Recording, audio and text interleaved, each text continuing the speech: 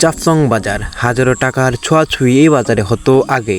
এখন তেমন ছোঁয়াছুঁয়ি হয় না এই বাজারে, কারণ আগের মতো ব্যবসা বাণিজ্য এই বাজারে নেই। এখন ইন্ডিয়া থেকে পণ্য আসে না এই বাজারে, তাই এই বাজারটা আগে পর্যটক করলাম। এই বাজার থেকে যাব আমরা আরেকটি জায়গায়, যে জায়গাটা অনেক সুন্দর ভূতের জায়গা।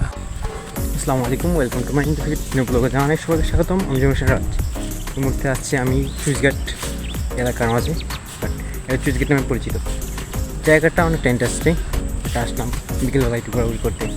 দেন জায়গাটা অনেকটা জাস্ট আমার চারপাশে আমি দেখাই চুইসঘাটের অবস্থা। বর্তমানে এই চুইসঘাটের প্রভূত অবস্থা, কারণ বন্যার সময় এটা প্রবল পানি থাকে বা জল বৃষ্টি থাকে এই জায়গায়, যার সাথে পাহাড় এবং খালবিল নদী। অনেকেই এই জায়গায় গরু চড়ায় মাঠের মাঝে। অনেকটা ইন্টারেস্টিং এই জায়গাটা দেখার মতন। এই জায়গা পানির স্রোত বয়ে যায় এই এলাকাতে। এই একটা চুইসঘাট, এটা হাজারো মানুষের বিপদ সময় প্রভূত সংক্ষেপ দেখা দেয়, কারণ এই চুইসঘাটের কারণে অনেক মানুষই বাসার যে একটা নিরাপত্তা থাকে। দেখেন কি সাই সাই করে বান যাচ্ছে এই নদী দিয়ে।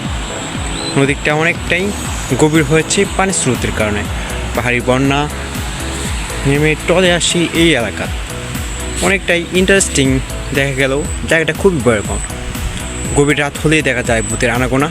তবে ভূত বলতে কিছু নেই, এটাই বিজ্ঞান পাইছেই বিশ্বাস করে। তবে আমরা মুসলিমরা ভূত বলেই কিছু আছে সেটা বিশ্বাস করে থাকি। অনেকটাই ইন্টারেস্টিং এই জায়গাটা। আবার দেখা হবে অন্য কোনো ভিডিওতে। ততক্ষণ আপনারা ভালো থাকুন, সুস্থ থাকুন। নেক্সট ভিডিওতে আবারও দেখা হবে।